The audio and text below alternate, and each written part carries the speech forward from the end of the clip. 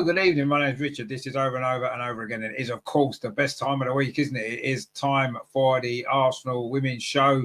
We are going to be looking back, of course, on last weekend's last game of the season at the Emirates. Another good victory it was over Leicester, wasn't it? So we'll look at that. A few players back from injury as well, which is nice to see.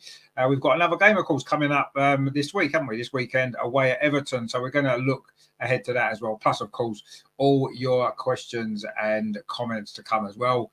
It's all coming up the other side of this.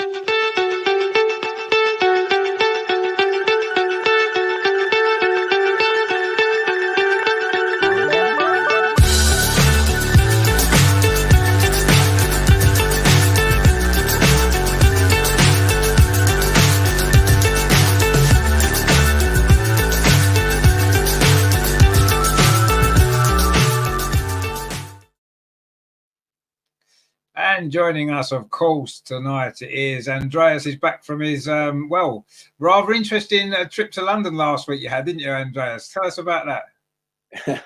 Yeah. Hello, everybody. I'm really glad to be back in the show. And it was an adventure trip last week with a diverted flight from Stuttgart to Brussels. And a few moments of really panic and anxiety when the pilot said, we smell something.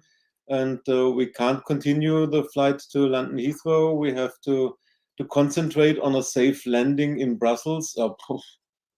So we landed in Brussels. Fortunately, everything was okay. But then there was already waiting fire department and emergency cars and everything. And then I had an overnight stay in Brussels in a hotel, and was rebooked on Saturday afternoon for a flight to London. So it was an adventure, and you don't need this every time, especially when you know there is a technical issue in the airplane, and you don't know how things will develop, and you can only hope the best. And fortunately all went good, and I'm still healthy, and as I said, glad to be back in the show. Well, we're glad to have you back after all of that drama last week. I mean, it was, we was getting some messages through and stuff like that. It was all a bit worrying, but luckily, in the end, you made it there safely. You made it back safely, which is the main thing, isn't it? Now, you may be thinking that we've got, we're a man down tonight, and we are. And Emma's actually got a reasonably good excuse this week. I think it's a reasonably good excuse. I'll let you decide. He's actually gone to a Take That concert, which apparently was booked months ago, which is fine. But it's Take That. So we have to decide whether watching Take That is better than being on the show, or whether Take That is fine to miss it for. So I'll let you decide what we think about that. But anyway, I'm sure he'll have a good night anyway. Take That all right, let's be honest. Greg says, evening, Rich and Andreas. The weekend starts. No, it does, yeah. Yes. Greg says, was there a Chelsea supporter on board the plane? That's what the smell was. Oh, it might have been actually, yeah, but maybe you're right. Maybe that's what it was. But they obviously had to get rid of them at London, get rid of them in Brussels. So they're probably still in Brussels now. Who knows? But yeah. So, of course, Andreas's rather eventful flight was for one main reason. That was, of course, to watch the game against Leicester. So let's go back to last weekend and relive all the action from the Emirates.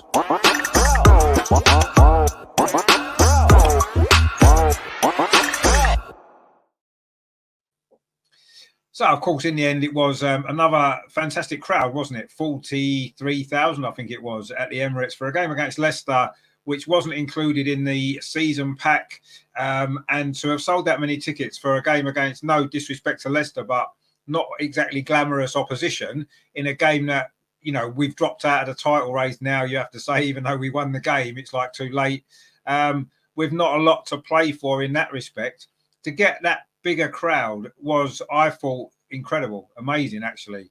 And, we've said it before, haven't we, that are we getting now to the point where Meadow Park is as great a place as it is the Emirates got to be the place to play? I mean, Andreas, you was there again, obviously, and, it's incredible, isn't it, the crowd that we got for this game. I mean, all the games have been incredible, but this one in particular, I was stunned that it was that many people came to this game. Yeah, I think this was really important because the club used this as an experiment or test.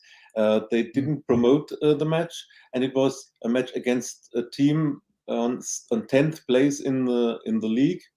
We won the first match in first half of season 6-2, and we are no longer in the title race, to be honest. So with no promotion and not included in the home advantage package for the Emirates, these 12,500 what are sold for this. This means only the season ticket holders like myself, 1,500 who are going to Meadow Park. These were, this was clear. These tickets were sold, but the rest is sold just for this match. And this shows there's a really big fan base that has grown this season.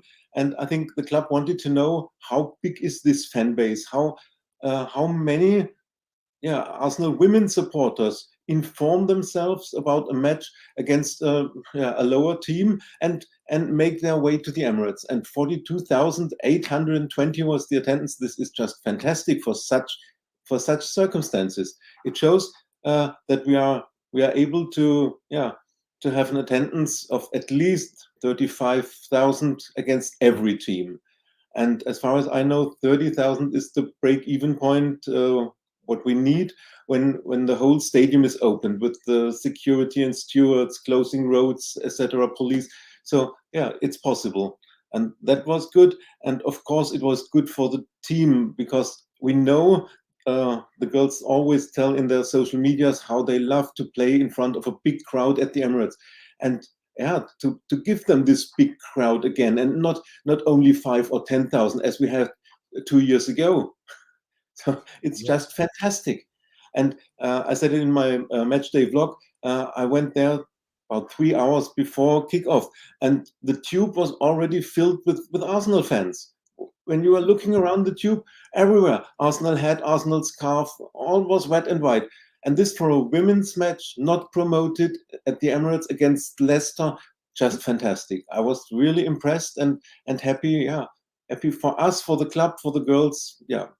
Great event. Absolutely, and of course it was also as well the London Marathon was on Sunday, so even more impressive because a lot of people obviously are involved in that, watching that, and being running and all that kind of stuff. So it wasn't probably the best day to have staged a game on, as it turned out, but what a crowd! I mean, it was amazing. I was half expecting. When they announced that they were playing this game at the Emirates, I was a little bit worried, thinking, it's going to be 10,000, 15,000, and people are going to look at it and say, oh, an empty stadium, it's not going as well as everybody thought. So to get that many people in there was incredible, really was. And it is everybody at the club who's involved in, yes, they didn't do as much promotion this game, but to be able to have got crowds from 5,000. I mean, I can remember being at the Wolfsburg game in the Champions League, 2 years ago, 5,000 or whatever it was, 6,000. And now to go to selling nearly 45,000 tickets for a game against Leicester is just mind-blowing. It's mind-blowing when you think about it. It is amazing what's happened. And it's going to be a sad day in many ways, but obviously Meadow Park is looking as though we've outgrown it now. And that's a shame in some ways because it's such a great stadium and we've had so many great memories there. But we can't sustain a 3,500, 4,000 stadium when we can sell out we can sell 40,000 or more for an average run-of-the-mill WSL game that with nothing really riding on it too much. Just incredible. Really, really was incredible. Greg says, very poor excuse for Amar. Well, yeah, I mean, I agree. Kind of, but Greg agrees as well. Terry says, good evening, Richard, international man of mystery, Andreas. Sounds like you need to give your private jet a good service. Well, yes, maybe that's what it is. Terry says, evening to Greg as well. Greg says, it proves we've got to move to the Emirates. Yeah, it probably does in all reality. And I think that as Andreas said, it was like the club were testing it out. And obviously the result of that test is we've got fan base now to look at moving potentially full time to the Emirates, and I think that is what's going to happen sooner rather than later. Terry says, fancy admitting going to a Take That concert. Surely you'd be entitled to lie about that and say you're working late. Well, yeah, I mean it would be a good excuse to say you're working late, wouldn't it? But anyway, there you go.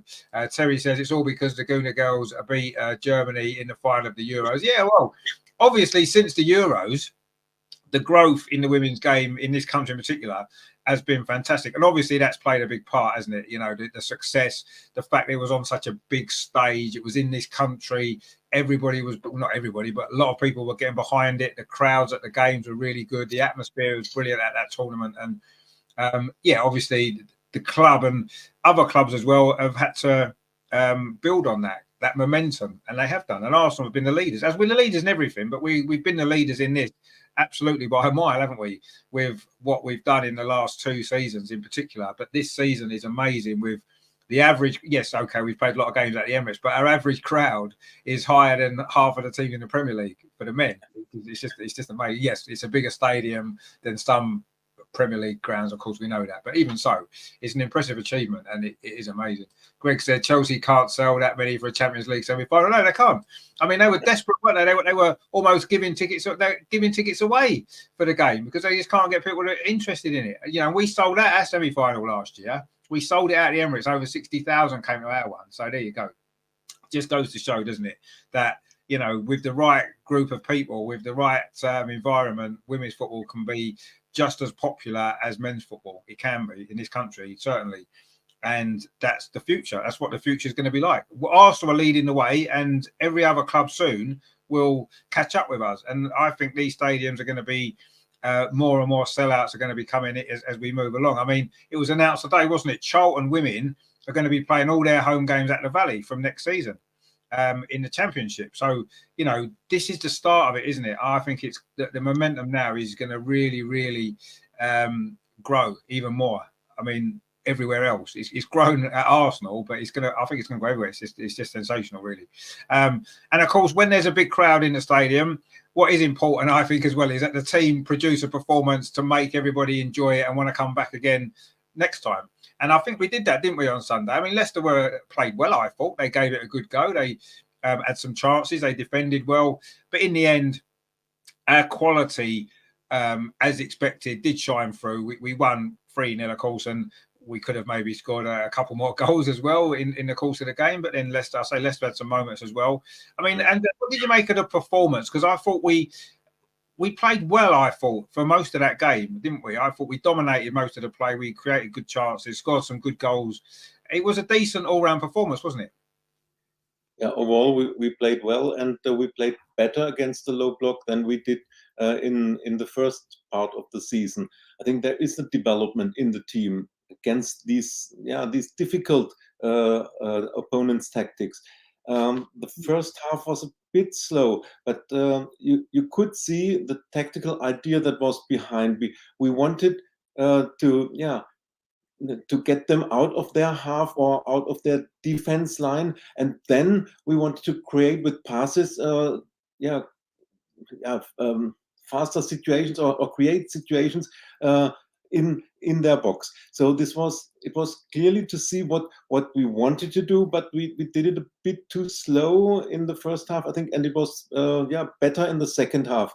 Of course, it was good to have a 1-0 lead at halftime, and I often criticized Manu, but this time I have to say, especially in first half, she saved the 1-0 for us. There was two very good saves from her. The second was just brilliant and reminded me of saves Mary Earps did for the Lionesses or for Man United against Chelsea in the FA Cup. Manu had a really good match, and this saved the lead for us. And then in second half we played better, and it seems that Jonas made a few changes at halftime, tactical changes or something like that, and it worked better. So what we all criticized, playing against low block and not having a plan B, I think we are developing. It's not just perfect, but we are developing, and as Jonas said in the press conference, it's now to build for the next season. And if we see it this way, then okay, let's try things and build for the next season, because we all say next season it counts. We must compete for the title. This season, I don't think it's possible, even with Banichon's injury now. It will be probably Man City or Chelsea, but not Arsenal. But it's good that we develop. And 3-0 is a decent result against a team like Leicester, and keeping the clean sheet. Yeah, very good. And as I said, respect to Manu this time. Yeah, no, she had a good game. In fact, she's had a few good games now, hasn't she? She was good in a cup final against Chelsea, I thought, and she's had some decent games recently. She's had a difficult season in many ways. Not kept enough clean sheets in the first part of the season. She was at fault for quite a few goals, as we know. Some of the defeats you could look at the goals that we conceded and point your finger at Manu, and I think quite rightly so. And I think she would be the first to admit that as well. So it's great that she's turned her season around, and her form's been really, really good lately, actually. Funny enough, since that international break when she was really bad against England, she seems to have been better since then. She seems to have got her form back, which is great from our point of view. And whether it's that extra competition from Sabrina, who's not done too much wrong when she's played lately, she's had a couple of good performances, I think. So, maybe that's part of it as well. Also, of course, the talk of a new goalkeeper coming in the summer, maybe that's bucked her ideas up a little bit, and she's realised she's going to have to raise her game to keep her place. So, definitely she deserves a lot of credit for her performance in that game. She was really, really good. There was just one corner that she came for and missed it completely, and Leicester got a free header in the second half. But other than that, she was almost perfect. Everything she did, she made some great saves. Her distribution was good. She was calm, and I thought she had a good performance. And I thought it was a good team performance overall. Yes, it was a bit difficult in the first half because of the way Leicester had set themselves up. But the first goal from Beth, it was a really, really good goal, wasn't it? Lovely pass from Caitlin Ford. I mean, you was praising Caitlin Ford last week, saying she'll be a Ballon d'Or nominee, which is great. And she produced a wonderful assist, didn't she, for that first goal? And of course, Beth in that position, it at the Emirates. She's got such a great record. She's not going to miss, is she, when she's there? Yeah, it was a fantastic team goal. The pass from Caitlin was fantastic, but you must make something out of this situation, and Beth seems to never miss such a situation. It was a great goal, and for the self-confidence of both, it was good. And what I said last week was the article from an Australian journalist, and not saying that Caitlin should win the Ballon d'Or, but she should be among the nominees. When you see that Amanda Ilestedt was a nominee, then that's what I meant. I don't want to say she's one of the best players. No. But if you have 10 or 15 nominees, why not her? That was what the Australian journalist wrote, and I thought that I could give this opinion in the show too. No, I mean, there's nothing wrong with anybody being nominated if they're doing well, and she's obviously doing well. There's no question about that. I think she's a very good player, and yes, she's probably never going to win a Ballon d'Or. I think that was pretty clear when we've seen how many players there are ahead of her in the world and in Europe. So no, but I mean, I don't see any reason why she couldn't get a nomination. And I think her form this season, I think she's got better and better as the season's gone on. Actually, she maybe started a bit slowly, as did many of the players, to be fair. And as the season's gone on, she's got better and better, had more and more impact, more and more influence.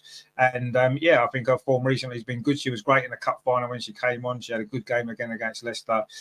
She played well before that as well.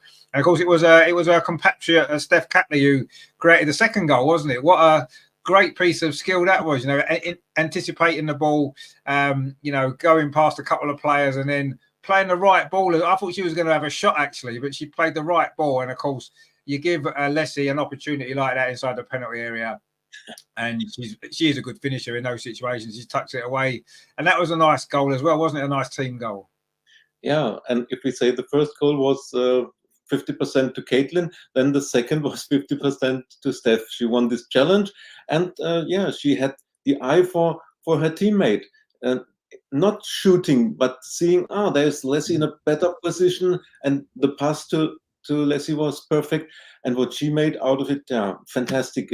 I think last week it was 2 goals against Bristol from her was similar. And if we bring her in such positions around the box, then she never misses this situation. There she's extremely dangerous, and this shows her value for the team. Not in the box like Stina scores or Beth, but so this 60 yards and just around the box, Leslie is just fantastic and great to see her score again. And I think she has scored more goals, or at least goals and assists more than last season for United. So all the critics should be silent now. She proved her worth for us. Oh, she has proved her worth for us. Yeah, I mean, I just think that maybe because she's been playing predominantly as the number 9 for the majority of the season, I just think maybe everybody expected her to score a few more goals than she was, and she's found her form now towards the end of the season. She's got a lot of goals. I think she's got 12 now for the season in total, which is decent for her first season.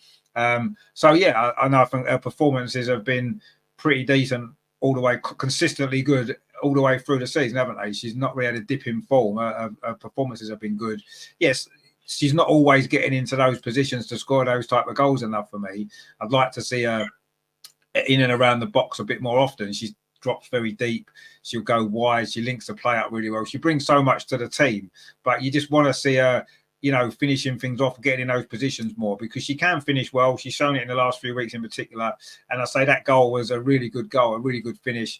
She should have maybe got the third goal herself as well with her header. It was a good save, actually, but she should have maybe got that herself, shouldn't she? And in the end, it was Beth that tucks it away. Another goal at the Emirates for Beth, who's she suddenly hit form as well. 4 goals in 2 games for Beth as well. So those two between them have suddenly found some goals, haven't they? A little bit late in the season, though, isn't it? They needed to find them maybe 2 months ago. It might have made a difference, mightn't it?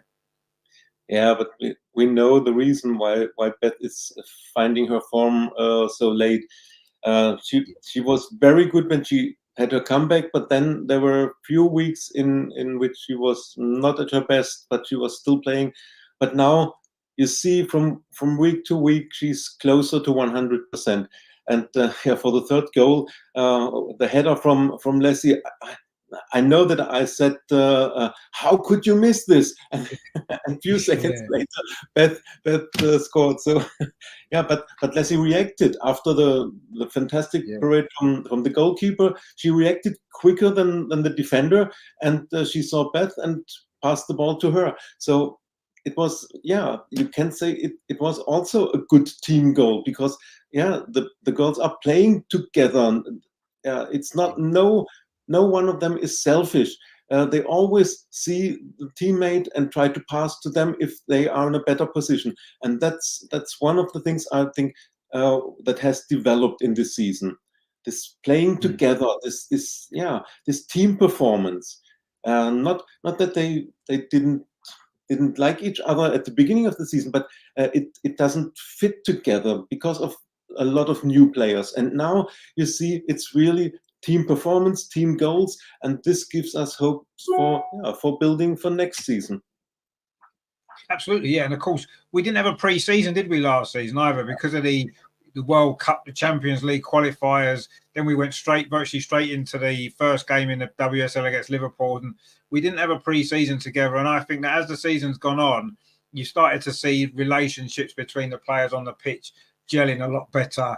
And I think next season, with a full pre-season, bearing in mind there's no competition for most of it. Yes, some of them are going to be at the Olympics, but a lot of them won't be. I think we'll have a full pre-season. Yes, we're going to have the Champions League qualifiers now, because we have sealed third place, a minimum of third place. So we're going to probably have the qualifiers, which didn't help us this year. But I do think that this coming season now, with no tournament as such in the summer, we can have a proper pre-season like we did a couple of years ago. We was in them qualifiers. We started the season really well, didn't we? And I think the same could happen next season. We'll get the team together early. We can prepare properly. The new players would have settled in. No doubt there'll be some new signings coming in as well. 1 or 2 probably leaving. But, I think that's going to make a massive difference going into next season. And I think if we finish this season well, finish off with all the wins and for all the games, keep winning, then I think we've got that momentum going into the summer. We can, obviously, some players are going to get a good rest, get a good pre-season in, and then we're ready to go in them qualifiers for the Champions League.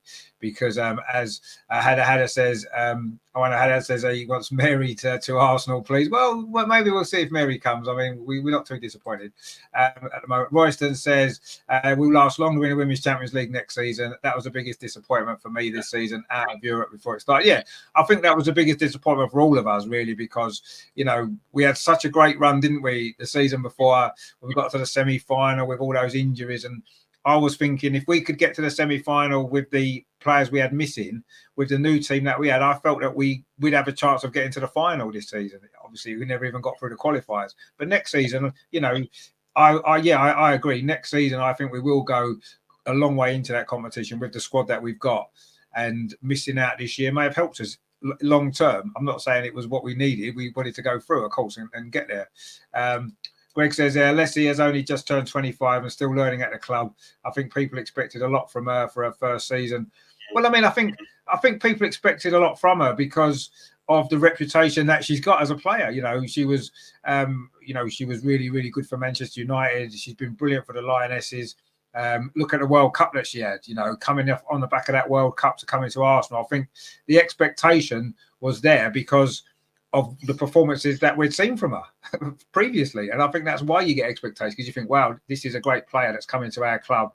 They're going to be amazing. And this has taken her a little bit of time to settle in and stuff like that. But yeah, no, you're right. She's still not at her peak yet. Her peak years are still to come, aren't they? So it's a great time that we've got her now. That's why we were prepared to pay so much money for her last January when we couldn't get her. And that's why everyone's delighted that we've got her now. And yes, I think next season we're going to see even more from, aren't we? More goals and everything else next season. I'm sure we will. The journeyman's with us. How you doing, my friend? Good to see you. I hope you are well. Thank you for joining us, of course. And you've been a member for 2 months now. Wow, fantastic. That's gone quick, isn't it? Brilliant stuff. Now, although Amar's not here because he's obviously we know where he is. He has sent us a little video of his thoughts on the Leicester game. So we'll play that for you while we can think of Amar singing at the moment, dancing and singing at the moment to take that. And we're going to listen to his thoughts on Leicester. Hi guys, hope you're well. Sorry I can't make it again as I have a gig to be at, but yeah, let's start with the Leicester game. I thought it was a good performance all round. It took us a while to get going. Lovely assist by Caitlin to release Beth, and she was never missing from there. You have to give a lot of credit to Leicester. They looked threatening when they went forward, forced a couple of really good saves out of Manu Zinsberger. Yeah, and she had to be her best to deny them. Could have made the game a bit more interesting, but yeah, ultimately it was a couple of good goals in the end that decided the outcome, wasn't it? A lovely assist by Steph to release Lessie, and she was never missing from there. And also a lovely dink finish from Beth to finally kill off the game. But you have to give credit to Leicester, as I said. They did look threatening when they went forward, and we had to be our best to keep them out. It could have given the man of the match to anybody, but I'd probably give it to Emily Fox. She was outstanding once again, linking up the play, going forward, was unlucky not to score as well. So yeah, the more you see of her, the more you're impressed. You can only be impressed. So yeah, I'd have given it to Emily. Well, Emily Fox has been brilliant in most games that she's played, so we can't really argue. I think it was quite difficult to actually pick a player of the match against Leicester because it was a good team, as you mentioned before, Andreas. It was a good team performance, wasn't it? That we worked well as a team in this game rather than one or two individuals making the difference. Yes, I mean Beth and Leslie got the goals, but I thought it was a good team performance. I thought everybody, even the substitutes that came on, they all contributed. And we're going to come on to the substitutes now because there was two in particular which brought the house down at the end. I mean, the atmosphere when those two came on. I mean, we'll start with Frida, of course, having witnessed what we witnessed at Molineux a few weeks ago. To see her back this quickly and playing, I just thought, I mean, okay, she looked a bit off the pace of the game slightly when she came on, but we'll forgive her. It was just great to see her, actually. I was shocked that she's got back this quick to playing. I mean, it was incredible, and it was great to see her back on the pitch, wasn't it? Fantastic. Yeah, this was one of the highlights of the match, despite winning or scoring 3 goals. Yeah, seeing Frida first in the squad and then warming up, and yeah, when she actually came in, there was big applause from the whole stadium, and I think everybody was very, very happy for her. But yeah, happy to see her healthy and back on the pitch, being able to play football on this level again. So yeah, it was, yeah, as I said, one of the highlights. And yeah, of course, you can't expect her to be back and on top and scoring goals. Yeah, this would have been absolutely the cherry on the cake. But yeah, I was really happy to see her back, and for her that she got this big audience, this applause from filled stadium. I think this will also mean a lot to her, and yeah, great to have her back. And yeah, the second comeback you will mention right now, I think. Yes, indeed, and of course, that's. I mean, obviously, it was Frida's comeback was great for all those reasons that you've mentioned. Viv's comeback is great for different reasons, but no less great for that. I mean, she's had a very, very difficult season, Viv, hasn't she? She came back, even she admitted herself mentally she wasn't quite there. Then we had that break over Christmas. She came back, she had a couple of good games, scored a brilliant goal against Liverpool, and then she got injured again. Another knee injury, and it's like, oh no, that's the last thing that we needed, the last thing she needed.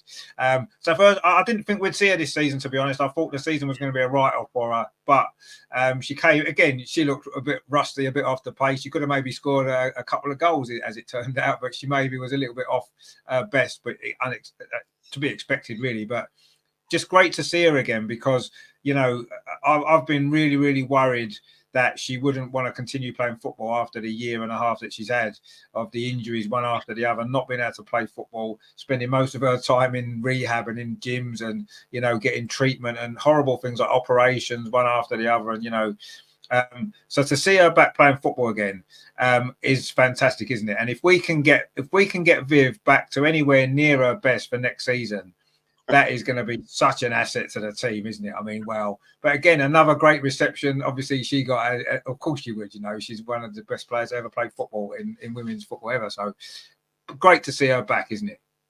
Yeah, and you could see what it meant to her in her social media. She posted a photo and wrote comeback 2.0. So Yeah. not very active in social media. And if she does something like that, this means a lot to her. And yeah, the whole situation, I think, yeah, it also helped her relationship with Beth. They are so different characters, and this helped both of them. And now with this setback she had with another surgery, to have a person like Beth on her side, I think this made a lot. And yeah, I agree. I haven't expected her to return in this season. So when Jonas said before the match she's very close to the squad, so I was really astonished when I read the match day squad and said, "Oh, Viv's on the bench." And then she really came in, and I think there were two substitutes before, and she came in as a number 9, or came in first in midfield, but she had to play as number 9 then. So maybe this is a sign what Jonas is trying, or yeah, what he's experimenting with the team. Why not trying Viv as a number 9 again, when we see Lassie is so good at this number 10 role? Why not trying this? And yeah, I think for Viv, it's the most important is to be back on the pitch. I think if you tell her you have to play right back, she would do this too. Just to be on the pitch and play again, because she loves football. We all know this, and hopefully she gets her love back for the game, because I don't want to retire her to retire. It would be too early with I think she's 27, and she has still a few good years ahead of her. Hopefully with the Arsenal, this will be difficult. Yeah, I hope we offer her a contract, and I hope she stays. But the first thing for her is to get match fit and yeah, closer to her 100%. We all know what she's able to do, and if you have a Viv Miedema at her best, well, this could be the best signing for the next season.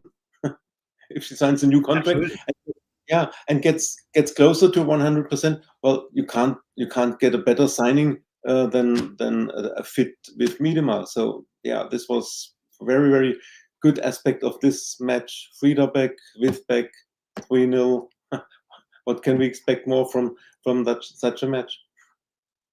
Absolutely, yeah. I mean, it was almost the perfect. I said big crowd as well. It was almost the perfect day, really, wasn't it, all round? So, yeah. I mean, if we can get, I do think the rest of this season now, I think Viv will get minutes in each game, maybe more minutes in some games, and I think we're going to see her just work her way back, and then she's going to have a full summer to get properly fit, a full pre-season. And yeah, if next season she can get even if she's only at maybe 90% of what she was before, that will still be amazing. She'll still be one of the best players ever in the WSL. So, we'll take that. Although I'm sure she would as well. But yeah, it is great to see her playing again. And let's hope that she can stay injury free now and get a really good run of being injury free, and she can really start to play more games. And, we just want to see her getting back to her best. But you're right. Yeah. If we can get a fully firing Viv next season, wow, it'd be better than any other signing you could make, because she is still on her day one of the best players in the world, isn't she, by a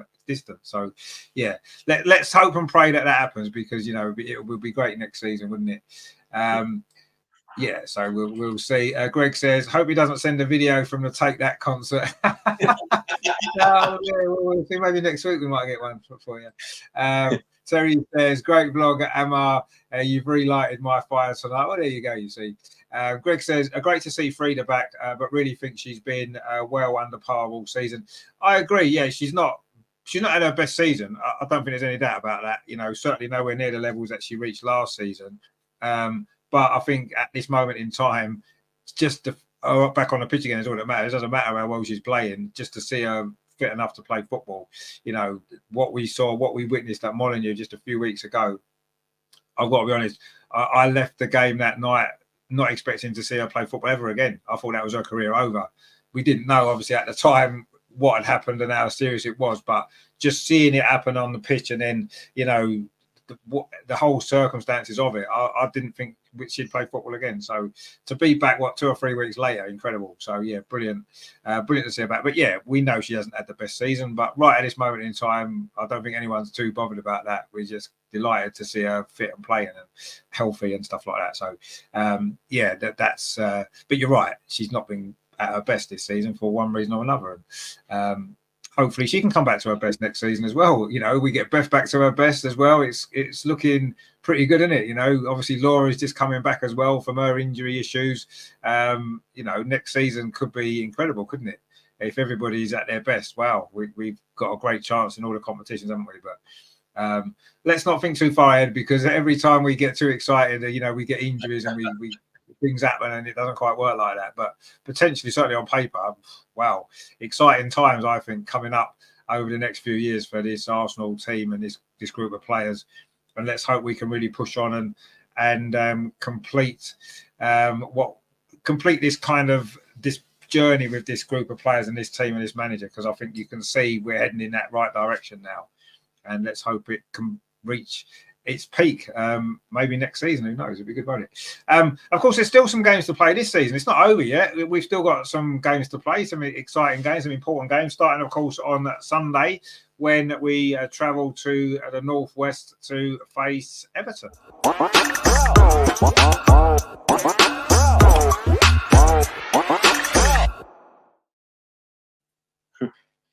Now, Everton to me are a funny team. I always expect them to maybe be slightly better than what they are. They look as though they've got half decent tech, and yet they never seem to be able to push on and really do much today. And again, this season has been a bit of a nothing season for them, hasn't it? They've been up. They have some good performances here and there. They'll have some really poor results, and you never really know what to make of Everton, do you? I don't know. I look at them, I always think they should be doing better than what. A bit like Aston Villa this season. You look at them and think, why are they not doing better than what they are?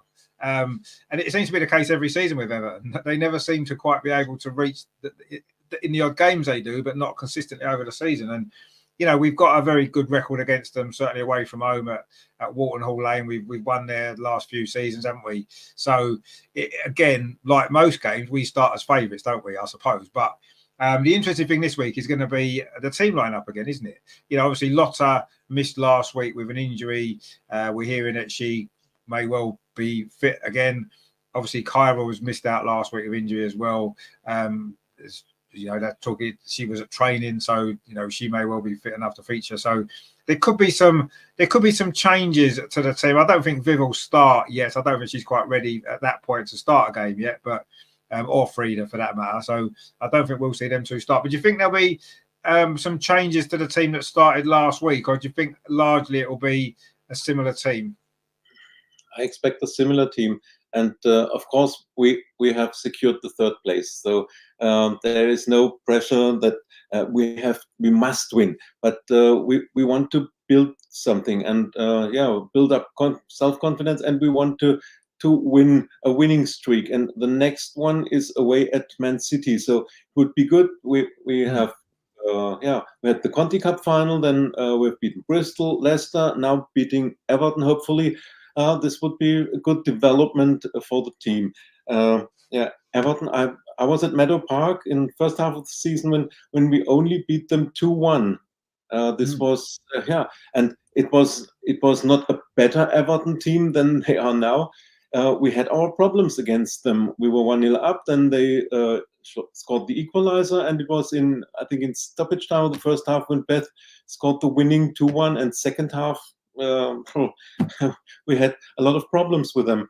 I mean, they are only 9th on the table, but their problem is they only scored 17 goals. So that's the worst scoring performance in the league. This is the main problem from Everton. They only conceded 34 goals. That's a lot better than Villa and Brighton, who are above them in the table. So the problem is, they are not scoring enough goals. So this, maybe this is our chance if we have an early breakthrough. And I don't expect too much changes in the lineup. I don't think that Lotta will start. She's back, but when you hear the press conference from Jonas, it's not that he said she's fit and will start. He said she's back in the squad and she's able to be chosen, but I don't think she will start. And Steph did a good job as a centre back together with Leah. So by changing it, I think we will see changes if we are hopefully maybe 2 goals up at halftime. Then maybe Laura with Frida will get minutes. This would be good. Everton has some injury problems, as I read, and Catherine Kuhl is not allowed to play against us because she's only out on loan. So she's she cannot be chosen from Sorensen. The whole season is not the best for Everton, but I think with Brian Sorensen they have a good manager. A lot of problems in the team, and as you said, every year when the season starts, we say, Everton could be a team that could be 5th or 6th in the league, and once again they are 9th, 10th. I don't know, the fan base is really low, and now we heard that they cancelled the tickets for the away supporters who bought tickets from the normal Everton side. There are things not really working out good at the moment around the Everton women team.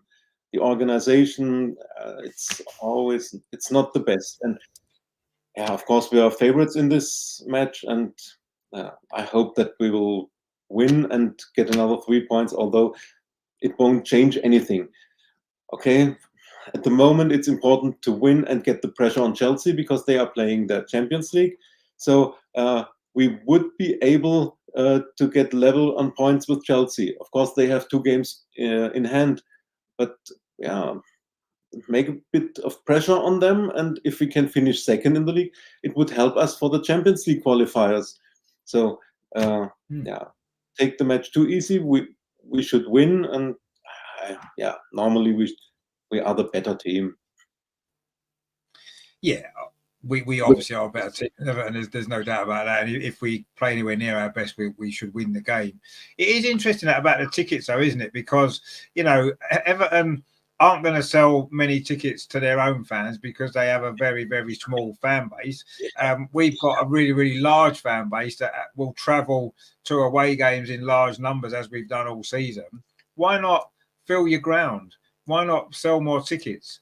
Doesn't really matter. You don't need to worry about segregation in women's football. You don't need to worry about separating the fans and giving Arsenal fans a small little section like they seem to want to do. Let Arsenal fans fill the ground, because one, you're going to get more money as a club from it because it's more tickets sold, more people in the stadium, more people to buy food and whatever in the ground. And it just adds to the atmosphere of the game anyway. It just makes it better.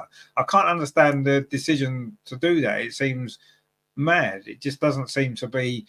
I can't think of any other club that would think of doing that, really. It seems strange to stop people coming to a ground and bought tickets, and when it's not like they're going to, other people will buy them, because they won't. The ground will be half empty because it generally is there anyway. So crazy decision. I don't know who's in charge of running their kind of their marketing team and all that kind of stuff at Everton Women, but that they need to have a real word with themselves and look at the bigger picture, really. Women's football is growing, and there's an opportunity for them to sell out their stadium for the first time ever, probably, and that they're not going to allow that to happen. So crazy stuff. But there will be Arsenal fans in the stadium, of course there will, and they will generate a great atmosphere as always. And it is going to be a very good. It'll be a good game, I'm sure it will. But yeah, if we play anywhere near our level, it should be a fairly comfortable victory, shouldn't it? And I think you're right, Andreas. I think that this momentum that we're building up now towards the end of the season is important. And yes, are we going to finish seconds? Well, we might have a chance if we win all our games and Chelsea get distracted, especially if they do win the semi-final and get into the final. They may well be distracted by that. It may affect some of their league games, especially if Man City start. I mean, see, the issue that I've got a little bit is we play Man City in our next game after this one, and if we were to beat Man City, then it's going to open the way up for Chelsea to win the league again, isn't it? And possibly the Champions League. So it's almost like, what benefit do we get? We're still probably going to finish third then, but we've beaten up. I think we have to try and beat Man City away, because one, it's a big statement to make, isn't it, for the team, and to say we can go. We haven't had a great record at Man City away at all, so it'd be nice to go there and get the result. They did knock us out of the cup. It'd be nice to get revenge for that as well. But the downside to that is it probably will mean Chelsea win the league, which we don't really want to happen, I guess. But I suppose they may lose a couple of games themselves anyway. Chelsea, you never know. They've got a tough schedule now, haven't they, for the end of the season? So you never know.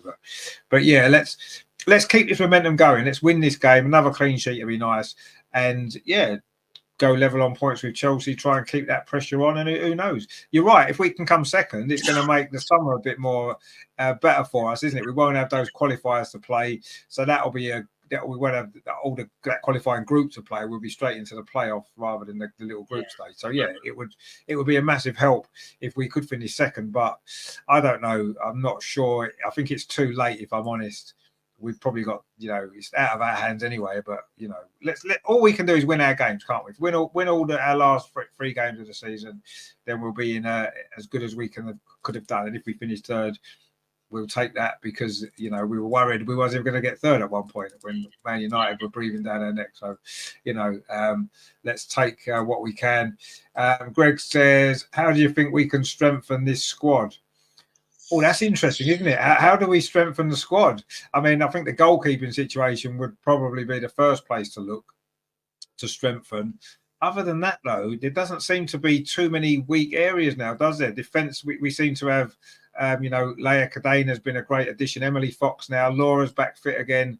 Obviously Lotta, Leah Williamson, Katie McCabe, Steph Catley. We're pretty covered in defence. Midfield now, obviously Kyra, Vicky Palova's had a brilliant season. We've got Frida in there. Obviously Kim Little is not going to be going anywhere yet. Leah Volti will be back once her injury's done. We've got plenty of options there. And of course we know in attack, we're overly staffed in attack, aren't we now, with all the options that we've got? Obviously Chloe Lacasse, Beth Mee, Caitlin Ford, Stina, Leslie, Viv. Incredible. I mean, I don't know. Other than the goalkeeper situation, I can't think of too many other areas that we need to strengthen. I mean, Andreas, what about you? Where do you think we could or we will strengthen in the summer, apart from the goalkeeper? Do you think anywhere else in the squad we're going to see a few new players arrive? Because I can't think where we need to strengthen, really. yeah, but you have to make some changes in a team and bring fresh blood, even if it's only one or two.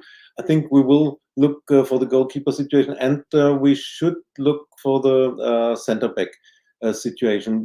We have Leah, Lotta, and Cody, Laya Codina. And then apart from them, we are waiting for Amanda Illicet to come back, but you don't know. First, she has to give birth to her child, and then it depends. Does she want to go back to professional football? Is everything in her her health situation make it possible?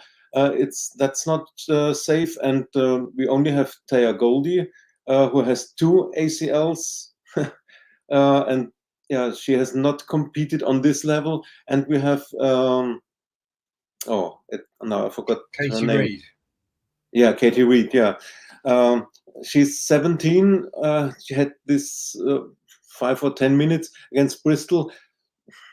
I don't think she's ready for the highest level in the WSL. So 3 centre backs and 2 youngsters, from which you can't say if we have an injury situation, Leah, Lotta, Leia, what to do then? So I think we should bring a centre back in, and maybe Thea and Katie will go on loan.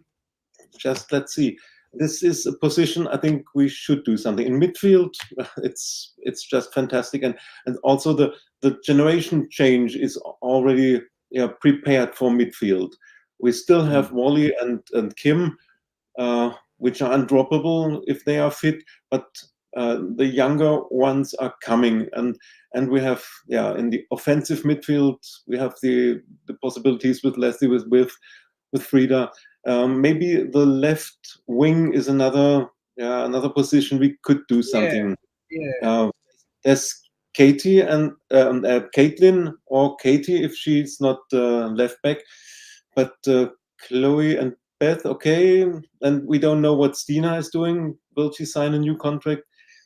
If she's going, then there must be clarified who's playing as number 9. Will Viv play again there? Will she want it? But the left wing is the third position. I think goalkeeper, centre back, and left winger, because I don't see Gio returning. She settled in Spain very well at her team, and she gave some interviews that she felt not treated the best way from Arsenal. It didn't sound as if she wants to come back. So this would be the third position I think we should look in the transfer market. Yeah, I think that good points actually. Yeah, maybe the centre back. Yeah, maybe is 3 centre backs enough. We had some issues there, didn't we? Like we had some issues at the weekend. I mean, Lotta wasn't fit, and we had to play Steph, who's not a natural centre back. So yeah, maybe there is an issue there that needs to be addressed in the summer. And I think the left-sided position has been one that, maybe for a couple of seasons now, we haven't really had a lot of options there, have we? Really, obviously Caitlin plays most weeks. She doesn't seem to get a lot of injuries, but it's nice to have other options, isn't it? Sometimes you need different options. Yes, Chloe Lacasse has played over that side a few times. Beth sometimes swaps and goes over that side as well. But yeah, maybe you're right. Maybe those 3 positions. And like you said, I think if Stina does leave, then maybe we need an option as a second centre forward as well. Because, yes, Viv can play there. Of course she can. She's played there most of her career. Leslie, we know, can play there. She's played most of this season there. But we need another option because, again, of injuries. We just don't know, do we? We don't know how long Viv's going to last next season. Leslie could get injured. We just don't know. So, yeah, I think if Stina goes, we would need to bring in someone there as well, I think, to replace her. And it's going to be difficult to do because no other team in the WSL has got a second striker almost, is what Stina's been this season, who's as good as Stina. And we're going to be weaker in that area if we let her go. So let's hope she will stay because I think she's important. She's an important player. Terry says, early spanking for us at the weekend, 0-5. Only the men can ruin it this week. Well, yeah, I don't even want to think about the men's game yet. I just can't even think about it. Greg says, I reckon we'll win 6-0. This team is now clicking. Yeah, I mean, that's a good point. And they are now clicking. You can see that they are clicking. So I don't know about 6-0 necessarily away from home, but yeah, I mean, we are definitely clicking. Terry says Fox to score this week. That'd be nice, wouldn't it? She came close, didn't she, last week a couple of times? She nearly got there, didn't she? And the week before as well. So Greg says Fox in the box. Indeed, well, she pops up in the box. She might well score. Terry says, come on the Barca. It's not often, does it? It's not often that we'll say come on Barca, but maybe on this particular occasion we will. So yes, we will maybe get behind them. Kevin says, I still fancy a fit Daphne Van Domselaar. Absolutely. I mean, I've been saying this for the last 2 years since the Euros when we saw her play live. I think she's a brilliant goalkeeper. Honestly, I do. And I would love her to come to Arsenal next season. I still would fancy her over Mary Earps, if I'm honest. I would take her over Mary Earps, but Mary Earps may well be the favourite. We'll see. But I would definitely would love to have Daphne Van Domselaar at Arsenal. Kevin says, Katie Reid minutes. Yeah, I mean, she might get more minutes. Yeah, absolutely. Why not? If we win in 5 or 6-0, throw her on, give her some more time. Absolutely. I would, definitely. Terry says, surely we can make space for Lauren James Havertz because she is better than Russo and Stina. Well, I don't know about that. I think you're messing about him there, Terry. Every loser, I think Arsenal play slow and awful. Why are City women not hyped more than Arsenal? Tomorrow, Chelsea will fill up the stadium to the final. Well, they won't fill up the stadium now, will they? So they won't fill up the stadium. They might well get to the final, but they won't fill up their stadium. Terry says lots of Barcelona tickets sold. And well, I know for a fact there's Arsenal fans that bought tickets for that game to cheer on Barcelona. So that's how easy it is to get tickets. You know, last season when Arsenal were in the semi-final, our game sold out. It sold out weeks before the game. So, you know, that's levels, isn't it? It's levels. You know, that's what it is. And, you know, that's the way it goes. Greg says that Chelsea couldn't even fill out a Take That concert. No, they couldn't. We've got more people at a Take That concert tonight from the show than Chelsea will have in the stadium against Barcelona. I said last week we had more Arsenal fans in the Tolly after the match than Chelsea has at Stamford Bridge for a Champions League semi-final. I think you're right. I think we do. I think we definitely do. They could actually play, couldn't they? Chelsea could play it in the back garden of the Tolly, and just their fans could just sit and watch it in there because they wouldn't even fill it out. Emily says Chelsea did market for fill up the stadium for 7 days. Arsenal did it for months. Yeah, but Chelsea can't fill their stadium. They cannot fill their stadium. No one's interested in Chelsea. No one is interested in Chelsea women's team. Everybody's interested in watching Arsenal. Do you think if Chelsea played at Stamford Bridge against Leicester, do you think there'd even be 5,000 there? They wouldn't. They wouldn't be. We got nearly 45,000 against Leicester. Don't even start talking about fans filling up stadiums when you're a Chelsea fan. That just doesn't happen, does it? Chelsea just can't fill their stadium at all. Greg says Arsenal didn't have to give away tickets. No, of course we don't have to give away tickets. And that's the other thing, isn't it, as well? I can remember when we was at the Champions League game against Wolfsburg and there was 5,000 fans at the Emirates. The tickets were cheap. They were like £6 or something, I think. Now they're about 15 quid. So the prices have gone up and yet we're selling more tickets. So it's not about the price. It's not about the tickets being cheap. It's about the fact that people want to watch the team. That's what it's about. They want to watch the team. The money doesn't matter. The ticket prices are going to go up. We know they will because it's inevitable. There'll be 20 quid soon. There'll be 25 quid soon. I mean, I think we paid £25 to watch the Lionesses play France in a few weeks' time at St James's Park. I'm sure it's 25 quid for a ticket for that. Tickets for the Euros were less than that. To watch England play in the semi-final against Sweden were about 12 quid, 15 quid. And now it's 25 quid. So the prices are going to go up. And it won't stop fans buying them and it won't stop fans filling out the Emirates because it's not about the money. It's about the experience and about being there and watching the great team play. And Chelsea don't have that, do they? Emily says, yes, market is the key. Exactly, yeah, it is. It is the key. But, you know, Arsenal don't have to give away. We don't have to give away tickets. Absolutely not. We can sell our tickets and we'll sell more and more. Before we get your score prediction, we'll get Amar's thoughts as well live from Wembley Arena or wherever he is watching Take That. And this is Amar's thoughts on the Everton game. As for our next opponent, Everton, yes, they're coming back off a 2-1 win away at Brighton last week, which was good for them. And it won't be an easy game. We will have to be our best, but it is an opponent who's statistically dominated in all the matches we played in the past in the WSL. We've only conceded, I think it's 8 goals against them, and they're the joint fewest goals this season with 17, and we have always tended to score a few past them. Hopefully we can be a bit more clinical and bolster our goal difference. as I said, yeah, it's just some strange goings on this week with regards to tickets and not having away fans and the home end, which I thought was just bizarre. It's something they need to sort out. It shouldn't be happening at this level, really. So yeah, I hope whoever goes there does eventually get to see a good game of football. And yeah, it was good to see you again, Andreas, and wish you all the best, buddy. And thank goodness you got home safely in the end. So yeah, we'll see you guys soon, and wish you all the best. And let's hope for another 3 points. I'm going to say 4-0 Arsenal. Well, 4-0, that's all right, isn't it? 4-0 prediction there from Amar. So he's quite optimistic, isn't he? Which is good. Kevin says, I'll happily pay treble for a home advantage pack next season. Absolutely, yeah, 100%. I actually think, I know it seems strange to say in this day and age when everything's so expensive, but I actually think the tickets for Arsenal women's games are too cheap. I honestly do. I think they are too cheap for what you get.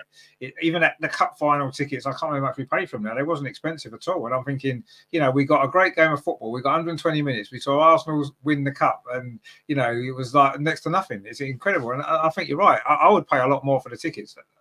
Not that. Don't listen to that. Don't put the prices up for that reason. But I agree. I think they are too cheap in a lot of ways. When you look at how much tickets are for, say, the Premier League, and look at the difference in the whole experience, the women's tickets are almost too cheap, and it's just mad, really. But anyway, Terry says, never noticed before how much Amar looks like Robbie Williams. Well, he does, yeah. He knows he's had his haircut, he does, and he did look like he was in the take that changing room, didn't he? There at Wembley Arena, whatever it is that they're doing. He looked like he was in their dressing room, so maybe he sneaked in.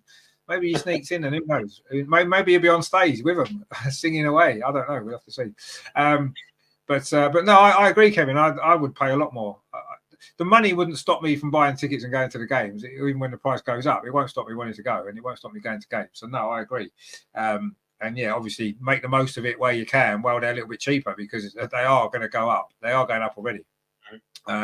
So yeah, but I don't know. That's a good point, and we would do that as Arsenal fans. I'm not sure other clubs in the WSL are in a position to stick their prices up too much now, because they're not selling tickets anyway.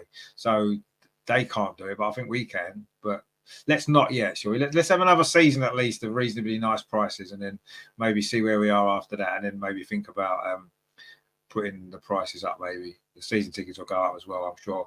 When we move to the Emirates permanently, everything's going to go up, isn't it? Let's be honest. So, there's no doubt about that. Greg says, am I predicting 4-0? The excitement of the concert is getting to him. Yeah, I think so. Yeah, I say he looked like he was backstage there, didn't he? So I think he's got a little bit too excited. I think you're right. But anyway, 4-0 is good, isn't it? We'll take a 4-0 if that was what happened. I mean, Andreas, what would be your score prediction then for the game on Sunday against Everton? After the last 2 matches, I'm really optimistic too, and I say 3-0. We will score 2 in the first half and be up 2-0, and then we'll make a few changes at halftime and early in the second half, and maybe only score 1 more, but 3-0 would be a good result. So I'll go for 3-0 for the Arsenal. Well, 3-0 would be a very good result. Absolutely. I think away from home, winning your games away from home it's always difficult, isn't it? So to get a 3-0 win would be great. Yeah, I mean, I think Everton don't seem to have a lot to play for, do they, really? Their season's fizzled out, as it tends to do. We always seem to play Everton away at the end of the season, don't we? Every year it seems to be sort of late April into May. We always seem to play them at the same time of the year. And every single year their season's pretty much finished, and we're still maybe fighting for something. And we always seem to have more motivation for the game when we play. That probably tends to be why we maybe win the game. But yeah, no, I agree. I think we'll win. I think it'll be comfortable, actually. I really do. 3-0 sounds quite good. Amar's gone 4-0. Everyone else is going 5 and 6. I think, yeah.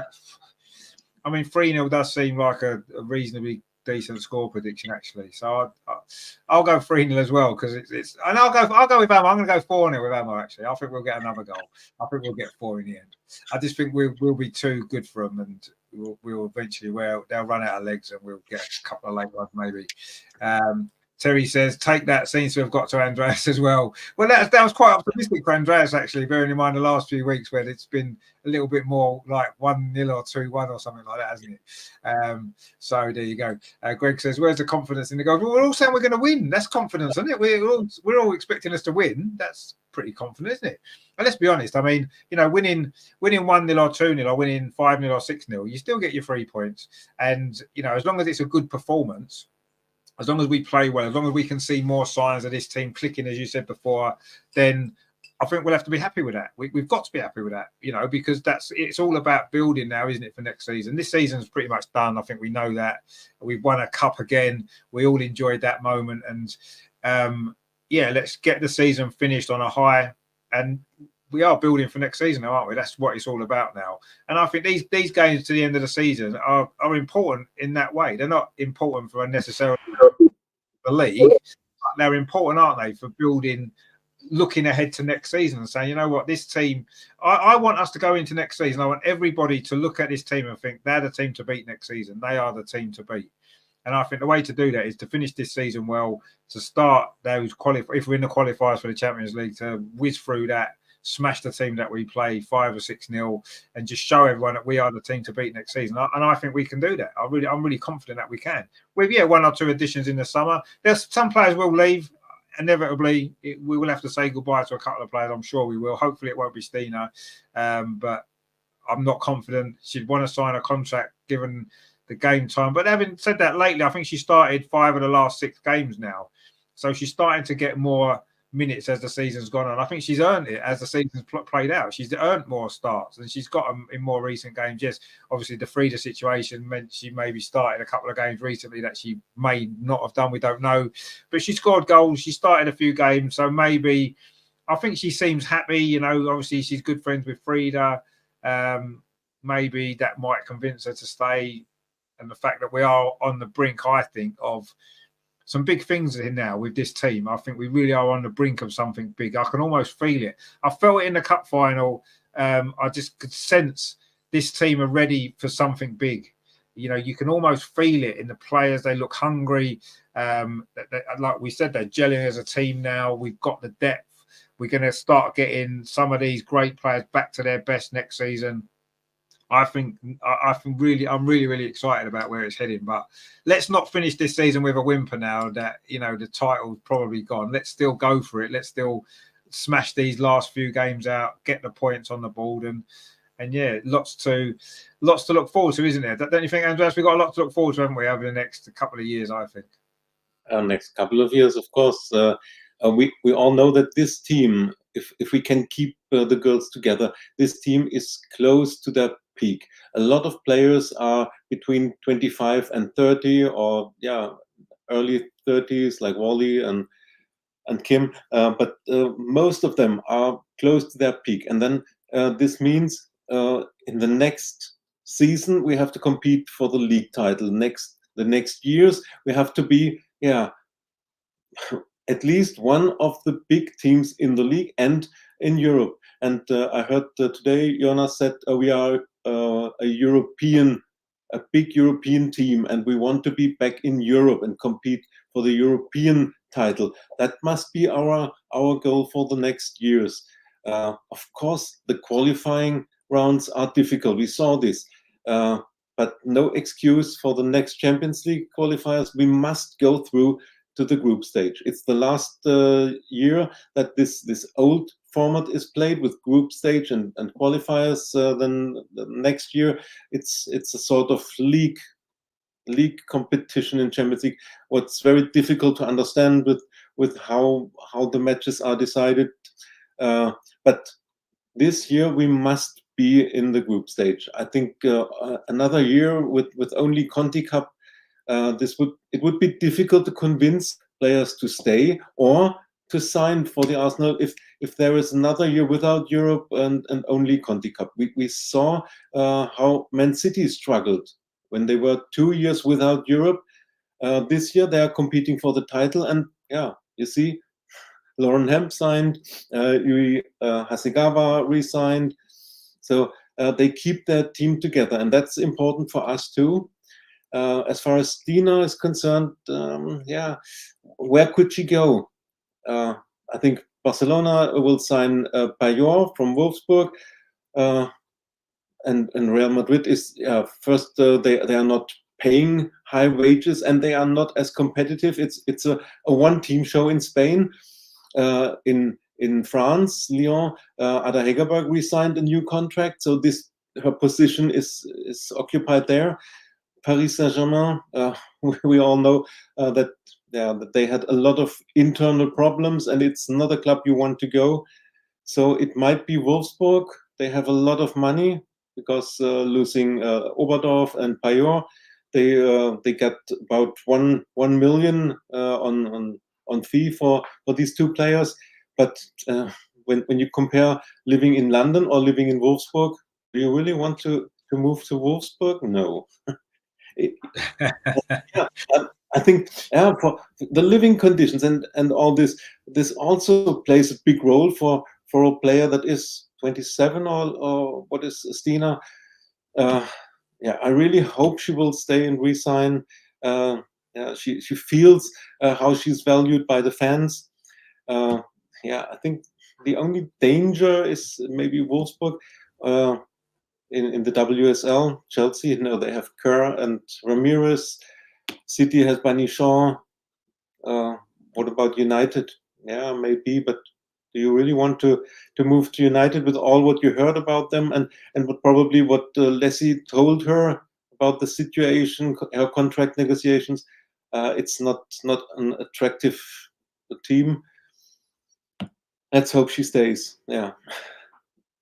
Well, there you go. You've just convinced me now. You're right. I hadn't really thought of it like that. It's not necessarily a matter of her leaving or wanting to leave because she's not getting as much game time as she would maybe feel that she should be. But it's where can you go? Exactly. You've got to weigh that up, haven't you? It's not worth just saying, well, I want to leave. Well, yeah, but where are you going to go?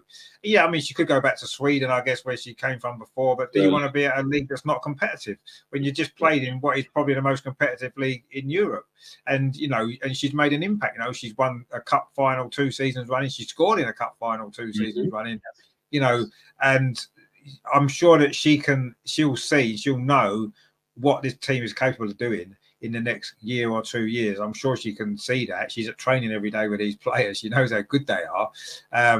So she seems, I say she seems happy. You never get the impression with her that she's overly happy because she never seems to join in with all the banter and the celebrations with the team so much, does she? Quite often, I saw her in at the end of a game. I can't remember which game it was now. I don't know if it was maybe the Leicester game or was it the week before against Bristol. I can't remember. There was one game where the team were just getting lined up. Well, they do their huddle at the end of the game, don't they, on the pitch? And a lot of the players, obviously, we'd won the game. A lot of the players were kind of together, coming towards the huddle, sort of laughing and joking and dancing around. And Stina was already ready in the circle on her own, standing there waiting for the huddle. And it's like she wasn't joining in. And she does that quite a lot, I've noticed. She always seems to be on the edge of what's going on with the other players quite a lot. Maybe it's just her personality. Maybe that's just not what she wants to do. She doesn't want to be doing it. I mean, Viv's always been a bit like that, hasn't she? Not always out there celebrating and jumping around and dancing. So maybe that's just her personality. But every time I see that, it kind of worries me a little bit. And I think to myself, is she not really happy there? Is she not fitting in with the other players as much outside of the game? I don't know. It might just be her. I mean, she does seem very, very close to Frida. You saw when obviously she came off for Frida to go on, and you saw how pleased she was that it was Frida coming on. I'm sure she wasn't pleased to be substituted. But so I don't know. I've got mixed feelings about how happy she seems, but maybe that's just her. But you're right. Where can she go that's going to be better than where she currently is? I don't think she can really go anywhere else that's going to be better. Like you said, the teams that are technically better than us wouldn't sign her because they don't need her, because they're covered in that area and she wouldn't get any game time. So it'd be pointless for her. And the other teams that maybe would want her is a step down, really. So, yeah, a point of her career, I think she would be crazy to leave now. You've convinced me that she would be. What you need to do is you need to get on the phone to Stina and tell her, look, Stina, stay where you are because you're not going to get any better than this. Come on, it's going to be brilliant. Anyway, let's see. But no, I think you actually make a good point there. And I hadn't really thought of that. It's not about leaving necessarily. It's about where can you go for your career. And yeah, I think she's better off. She's definitely better staying where she is, even if she's on the bench and not on the bench and starting games and being on the bench again. You know, she's proved that she's got the right mentality. She's coming off the bench, having an impact score. She's our top scorer again, you know, despite not always starting many games, certainly for most of the season. So, yeah, hopefully she will stay. And I think it's important that she does, because I can't see how we would sign anybody else as good as her to do the job that she's been doing this season, you know, to be on the bench a lot, to come off the bench and stuff. We're not going to sign a player as good as her to do that, because anywhere else, a player of Stina's quality would be starting every game. That's the way it would be. So we're not going to find someone to do that role, unfortunately. So we have to keep it, absolutely. Terry says, it seems to me that Jonas has realised Stina is still our best centre forward. Yeah, he's been playing, it started a lot more lately. And I think there's been one or two reasons for that. You know, obviously in the Conti final, Leslie wasn't 100% fit, was she? As we found out later. Then, of course, Frida's situation meant Frida couldn't play for 2 or 3 games. So he kept starting. She's got those starts. She deserved that anyway for how she's been playing, but I'm not sure if she would have started all those games had those other issues not happened, but we'll never know. She did play in the Continental Cup all the way through, so potentially she would have started the final anyway. I think that maybe the choice would have been Frida or Leslie, had Leslie been fitter, maybe in that particular game. But anyway, we'll see. Greg says, Jonas also says he expects us to win trophies. Of course, yeah. I mean, it's not only he should expect, he's the manager, so it's his job to get us to win trophies. So it's no good in saying, us as fans can say we expect us to win trophies. Of course, that's what we can do as fans, but he's the manager. He shouldn't expect us to win trophies. It's his job to make sure that we do and do everything that he can. And if that, whatever he needs to do to get the difference from where we've had the last couple of seasons, where we've done well at times, not so well at other times, lack the consistency, it's his job to sort that and get us to win trophies. So it's no good him saying he expects us to. He's got to do it. It's his job. We'll have the expectations, mate, and you do your job on there and get it sorted. So we do win those trophies. Terry said, Stina don't seem the type to play just for money. We need to keep her, but I do think she could walk into any team, to be honest. I don't necessarily think she's not playing for money, no. And she did come from obviously the Swedish league before she came to us, didn't she, at Häcken? So, you know, I wouldn't be surprised if she does eventually go back to Sweden and play there. But it's not necessarily about money. It's about that, you know, she wants to play for the Swedish national team regularly. You know, she generally does. She wants to keep that position. The only way she's going to do that is playing in a top league regularly. That's how you play for your national team now. Greg says, we love Stina, but is she really good enough for a top European side? She's not even scoring regularly at the national level. I think her goal scoring record at the national level is pretty good. You know, when you look at international goal scoring records across Europe, her scoring record isn't bad. It's not brilliant. It's not like Viv's goal scoring record for Holland, is it? Of course not. You know, we wouldn't expect it to be. But I think her goal scoring record is decent. I think her goal scoring record at club level is decent as well. And I think her goal scoring record for Arsenal is decent, which is what matters. To be honest with you, I don't really care if she scores for Sweden or not necessarily. I care if what she's doing for Arsenal, and she's doing the business for Arsenal. I think she's scoring goals. So, you know, is she good enough for a top European side? Well, she's playing for a top European side now. So she is good enough for a top European side because she's at one. She's been at one for the last 2.5 years, and she's been scoring lots of goals in those 2.5 years. So, yeah, she definitely is good enough.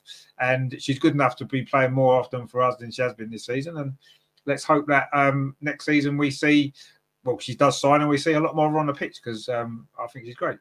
Terry said Stina's record is better than the big ears Lineker. Exactly, yeah, of course it is. Absolutely. Yeah, not about a club level. And I don't know, maybe it is actually. I think she scored like 300 goals in her career, Stina, you know. So a goal scoring record is, yes, okay, some of them were in the Swedish league where, you know, I think, you know, lots of players could probably score quite a lot of goals in the Swedish league. But even so, it's her career and she's got a great record. Even at the top club she's played at, she's always scored goals. So let's not underestimate how good Stina is. You know, I'll say I've always compared her to Aubameyang in the men's team. That's what she is. She's a goal scorer. Give her the ball in those areas. Let her run in behind defences. She'll scare them to death with her pace. And, yes, she'll miss some chances here and there, of course. Who doesn't? But she scores a lot of goals as well. And she's an exciting player to watch. And, I hope we keep her. And I hope that that she's a big part of the exciting future that we've got to come over the next couple of years. It'd be great if she's part of it. But we shall see. But for now, of course, the future is Sunday. Everton away, and we're all confident we're going to win, aren't we? So we are showing confidence, Greg, in the goal. We all think that we're going to win with a clean sheet as well. No one even said Everton would score against us. That's how confident we are. Another clean sheet on the go. Bang, that'll be 4 in a row. That's lovely, isn't it? So we'll settle for that. Absolutely, we will. So yes, it's been a great show. Good to have Andreas back actually, because you've been missing for a while, haven't you? You've been lost in action for the last 2 weeks. So it's nice to have you back. Have you enjoyed being back on the show? Yeah, of course. I enjoyed being back in the show. It's much better than only send videos. The last weeks I tried to deliver a few statistics just to prove my worth for the show, but I prefer to be live here. And I think next Friday I will be in a hotel in Cologne, because Bayern Munich is playing next week in Leverkusen and has the chance to secure the league title. So I'll be there, but it should manage with the time that I can be on the show from the hotel. Yeah, it's good to be in the show, and I enjoyed talking about the Leicester game, the predictions for Everton, and discuss everything. It's always nice. Yeah, I love it. And I had some nice discussions at the Emirates with 2 stewards. The one in block 62, where I'm sitting every women's match. He already knows me. He knows my name, and and we had a nice talk before the match and after the match. And another steward from block 60 gave me a handshake, recognized me. So I feel really home there. And that's the problem. If I'm going to the home matches, then normally I have to fly Friday and can't be on the show. This won't change next season, because I'm trying to be as much at Meadow Park and Emirates as much as possible. But today was great to be back. It was great to have you back, and those stats last week were brilliant. Actually, I love some stats anyway, so it's nice to get some stats on the show as well, which is always good. And of course, as well, if you did miss Andreas's vlog from the Leicester game, it's on the channel, so please check that out, because it was great again. It's always nice to get that atmosphere from the stadium and all that kind of stuff, isn't it? It's great to be able to kind of relive that as well if you was there, or just to experience it if you wasn't there. So definitely make sure you check that one out. There's loads from this season actually scattered about on the channel from lots of different games, so go and check all them out as well, because you'll enjoy them. Terry says, Andreas, we love you if you're here or not. Well, exactly, yeah, of course, but it's better when he's here, obviously. We'd rather he was here than not here. But yeah, I mean, maybe we'll have to have a look at. Well, maybe have to have a look at it next season then. I mean, if you're going to be missing for a lot of Fridays, then we might have to maybe have a think about moving the show and doing maybe a different. We'll have to figure it out. I don't know what's going to work best actually. We'll have to think about it, because obviously we don't want you to be missing too many shows. It's all right, the odd one here and there we can kind of just about cope with, I suppose. But here you go. Greg says, move to England. We want you here. Well, there you go. Yeah, that's an option, isn't it? I suppose move to England, and then you can do both, can't you? You can go to the games and still come on the show. It'd be good. So yeah, maybe that's something to think about. I don't know, but anyway. But yeah, I mean, it's almost like you're almost like English now, anyway, aren't you, Andreas? With the amount of times that you spend here and stuff like that now. So you get to know everybody at the Emirates and stuff like that. So maybe that's just the next step. I don't know. But it's good. It's good to have you with us anyway. And of course, I'm sure Emma's dancing away to his favourite band at this moment in time as we speak here, and I'm sure he's having a good night as well. So I'm sure we'll find out next week how the concert went and stuff like that. He might have some videos to show us from some of the songs, whether Robbie Williams turned up and made an appearance. Who knows? Exciting times. And of course, we've got some exciting times on the channel as well. Of course, on Sunday. It's going to be busy, isn't it? Because we've got the women's game starts at 12:30. So I'll be about 12:15-ish for the start of that one. And of course, for some reason, what they've done to us is they've put the men's game starting at 2:00, haven't they? The North London derby. And of course, the women's game's still going to be going on. The women's game won't be finished until 2:15. What are they doing to us? What are they playing at? Why couldn't they have made the North London derby the 4:30 game? And at the other game, which is, I think it's the is it the Man City game? Put them on at 2:00. Why do they do that?